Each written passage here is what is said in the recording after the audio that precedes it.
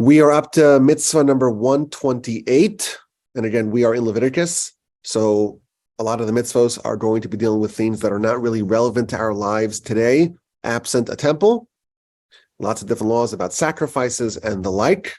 Mitzvah number 128 is a sacrifice. It's called an uncertain guilt offering. Of course, when someone does a sin, depending on the type of sin, they have to bring a sin sacrifice. If someone is uncertain if they did a sin, and we'll see how that can be in a bit. If they're not sure if they committed a sin, that if they know for sure that they did commit it, if they did it on purpose, willfully, it would carry the penalty of kares. If they did it accidentally, it would carry the penalty of an ordinary standard sin sacrifice. That's if for sure they did it. What if they're not sure if they did it? They're uncertain if they did it. So we would say, well, innocent until proven guilty. That's what we would say. If you don't know if you violated a certain mitzvah, well, innocent until proven guilty. That is not true in the laws of the Torah. There is a sacrifice for a situation where a person is uncertain if they, in fact, committed a sin. So, of course, you commit a sin, you bring a sacrifice. If you're not sure, you may have, maybe yes, maybe no, we don't know. Well, then there is another sacrifice of an uncertain case, the uncertain guilt offering, mitzvah number 128. Now, what's an example of this? How can there be a situation where a person is not sure if they, in fact, violated a given mitzvah? So the Sefer Chinuch, which is the book that we are using to navigate the 613 mitzvahs, he gives a very iconic example. Suppose someone has two pieces of meat. One of them is standard kosher meat. One of them is a prohibited fat called chalev. There are certain parts of the animal, even a kosher animal, that are forbidden to consume. It's called chalev. It's a type of fat, comes from the back part of the animal. It's forbidden to consume. Now, it may look like meat. You can't necessarily tell the difference. You have a fatty piece of meat, and you have some fatty part of the animal. It looks indistinguishable. One of them is perfectly kosher. It's what's for dinner. And the other one is a violation of a Torah law.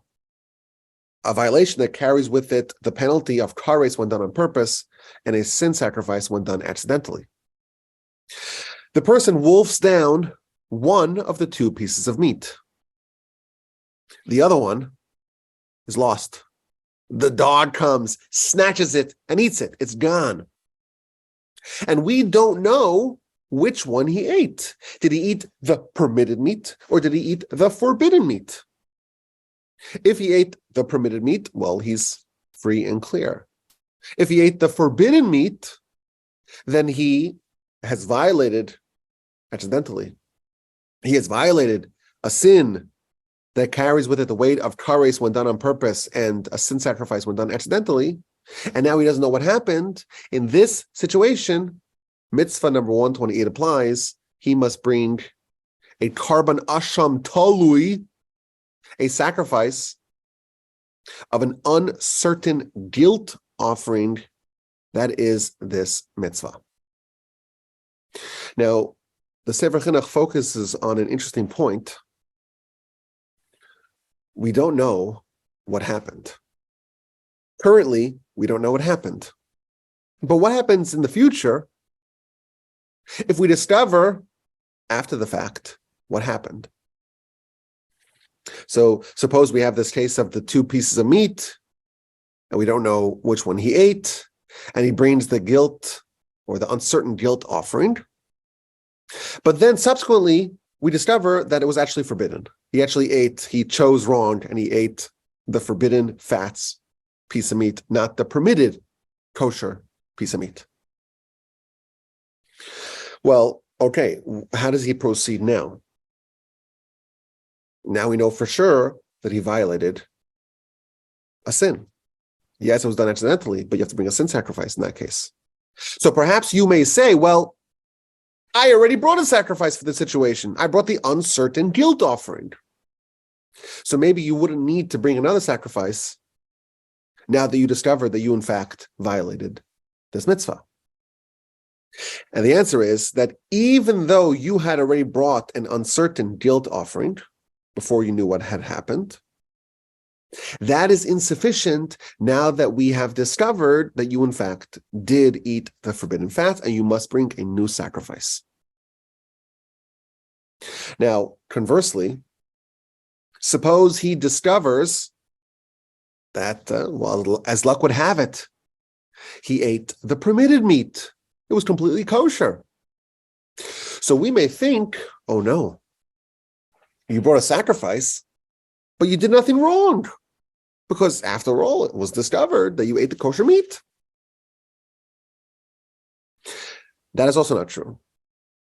The sacrifice is brought because of the situation that you arrived at, where you are not sure if you violated the Torah law.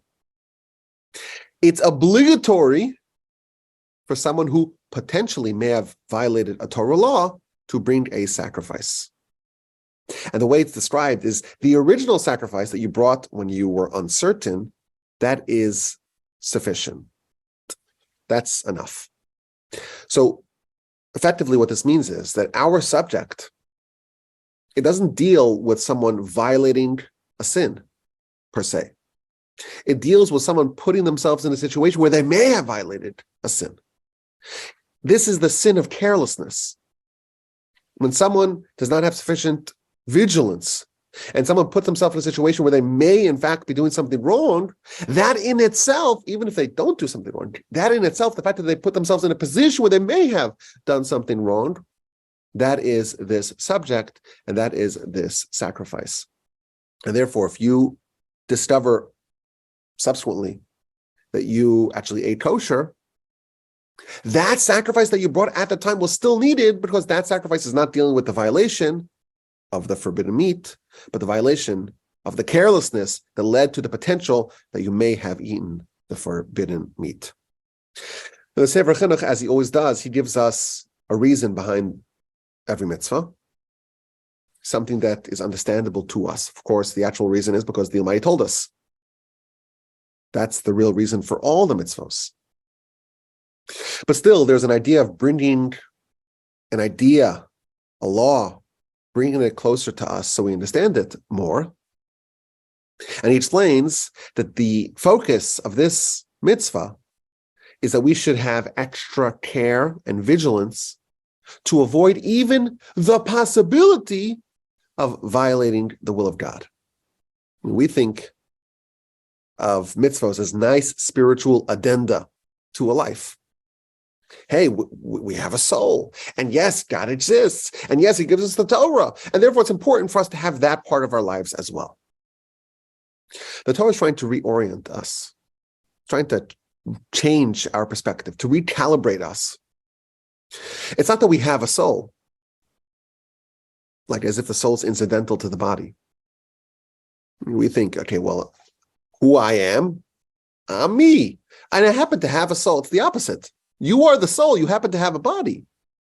Your spiritual existence is more real, is more tangible, is more enduring than your physical existence. And that's a big shift that the Torah is trying to get us to make. We all wear seatbelts, and we all try to take steps to make sure that our body is healthy. And none of us would do things that are potentially dangerous. We won't blindfold ourselves and walk into a highway. We won't eat things. We won't engage in certain practices. A lot of us are scared to do things even though they may be thrilling. We don't do bungee jumping.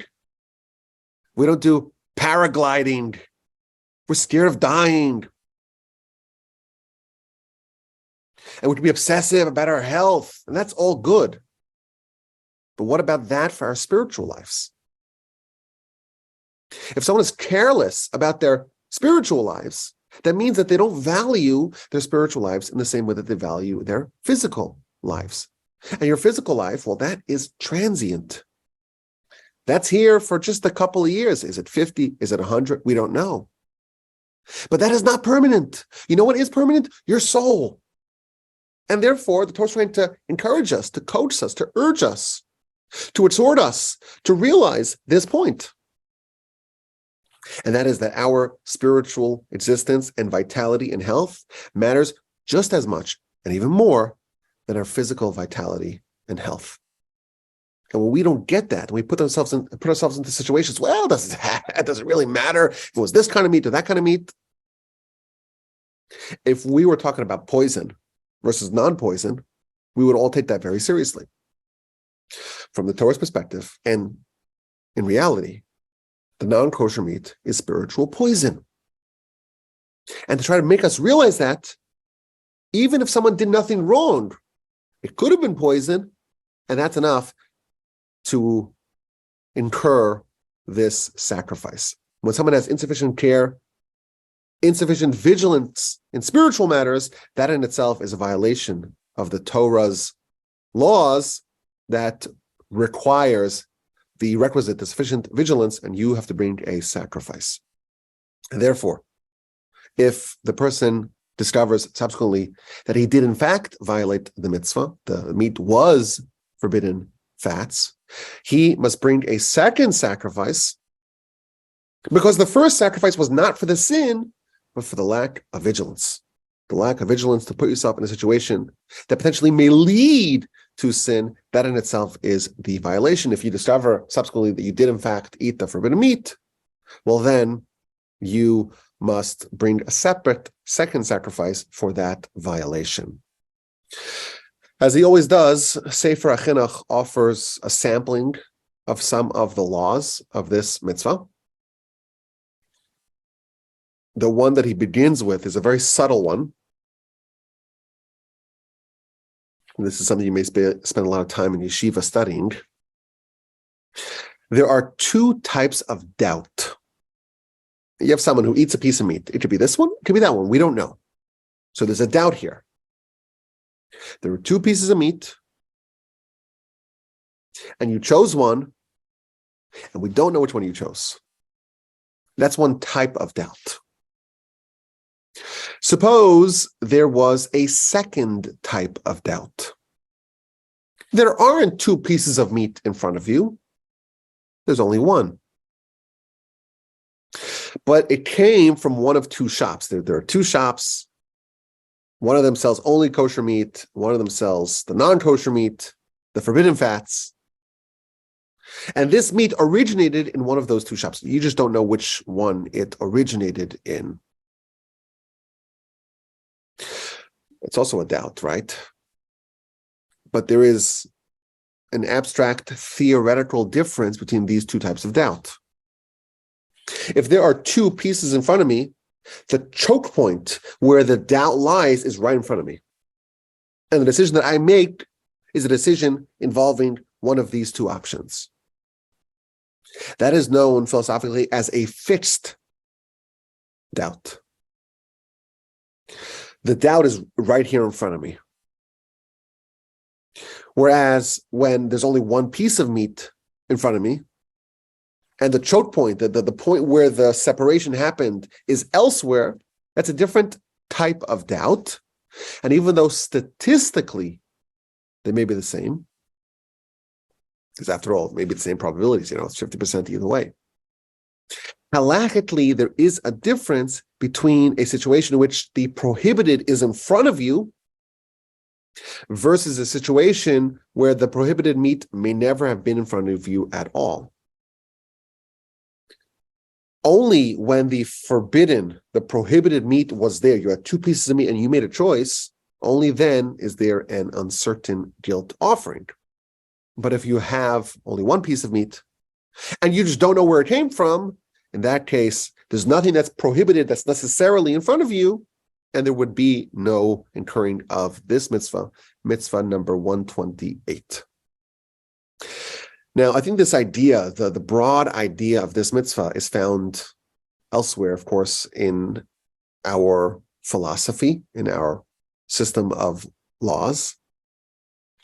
And that is the care, the importance of ensuring that not only you don't sin, but you don't even put yourself in a potential situation, you don't position yourself to maybe, in fact, blunder. So one of the classic examples, the Talmud talks about if a person has two paths, you have to go to a given destination, you have to choose which path to take. And one of them passes by a house of idolatry. One of them passes by a brothel, not a seedy place, a place where sins may happen. It is a mitzvah to choose the path that doesn't have any problems along the way. And if a person chooses the other path,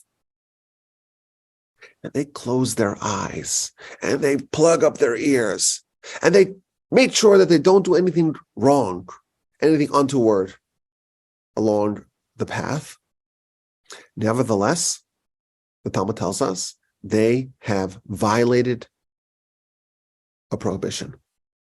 If there was another way to go, a way that avoided all this potential temptation, a way that avoided the potential for blundering, then the choice that you made to choose the more problematic path, even though nothing actually happened, but that decision where you put yourself in a position where maybe something could happen, that in itself is a problem and a violation. And I think the larger idea is that we laud the idea of fear of God and fear of sin. If you take this thing seriously, if you take your spiritual life seriously, if you value the well-being and the health and the vitality of your soul, you will exhibit that by ensuring the well-being and the perpetuation of the soul and the avoidance of anything that may harm the soul and inhibit it from operating properly. If you really viewed a violation of the will of God in the same way that you would violate or that you would view the Surgeon General's warning, then you would take the necessary steps to avoid even a potential of a misdeed. And therefore, you could almost measure up a person's seriousness of their relationship with God and the seriousness that they take their spiritual life by how fearful are they of even coming into a situation where there may be a sin that's happening. There's an incredible story from the Gaon of Vilna. It was once Friday night, so Shabbos, and he was studying Torah. Now, of course, 200 years ago, 250 years ago, there wasn't any electric lights, right? So how do you study Torah at night? You have to study with a candle, right? Now, the problem is that if you study with a candle, let's say you have a little container with oil, and you put a wick in it, and it provides a flickering of light. Problem is what if the oil gets diminished? And then there's a risk maybe that you may tip the glass to make sure that the wick has a firmer connection to the oil. And this is already featured in the Talmud. The Talmud says that if you're studying Torah, or you're studying anything, you're reading to the light of a candle, on Shabbos, you cannot do it. Why? Because there's a concern that you may tip it in order to get a stronger light, and thereby violating one of the laws of Shabbos to not make a fire or to not make a fire burn brighter. Now, there is an exception. If you appoint someone to sit with you, to guard you, to make sure that you don't tip the candle, that would be a situation where you would be permitted, this is all in the Talmud, that would be a situation where you would be permitted to read from such a light source. So the Gaon of Vilna was reading, and his wife was there next to him, and she was eating something. She was eating some seeds. And then there were some shells, and she was discarding the shells on the table.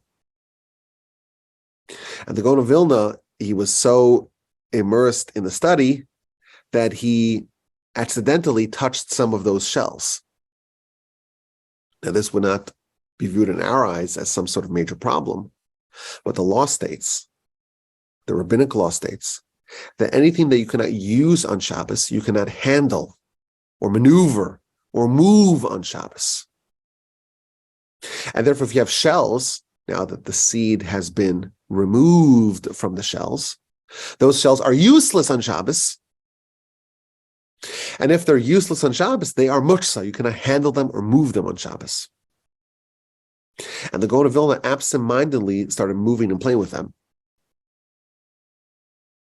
And when he realized what happened, he fainted. Because he realized that he just violated a rabbinic law.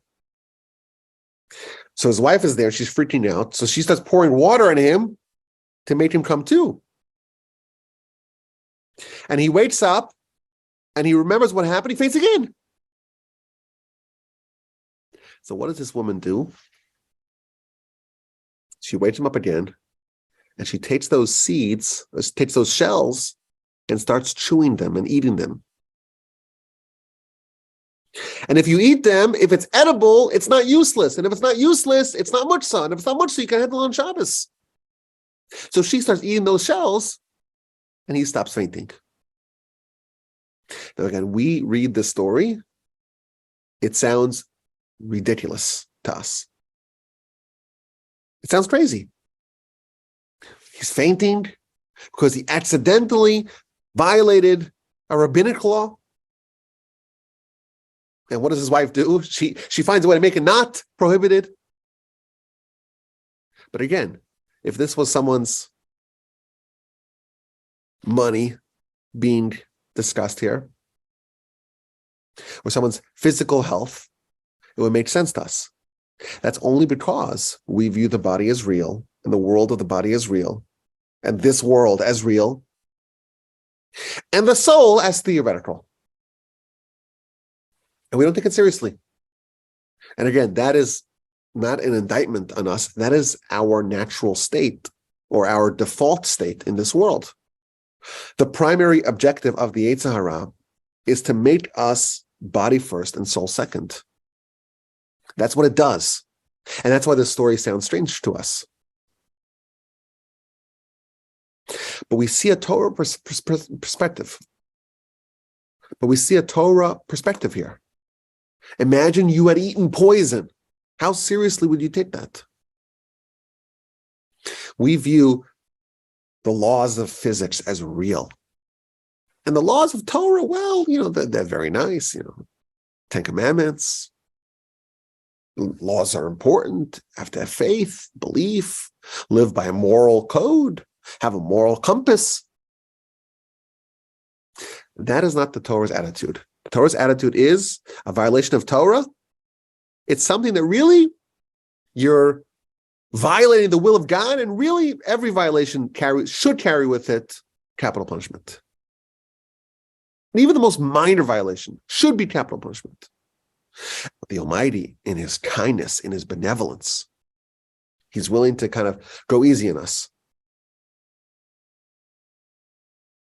And he's willing to extend a long leash to us. And he's willing to let us repent.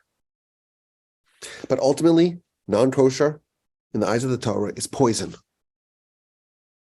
And a sin is a major blemish to your spiritual well-being, which matters way more than your transient physical well-being. And again, it's hard for us to make this real in our perspective. But this is the attitude of the Torah, and this is really where Torah is trying to bring us to, trying to make us more spiritual. And the more we absorb and integrate and assimilate the values and the laws of the Torah into ourselves, the more this will make sense to us, But this is the context of this law.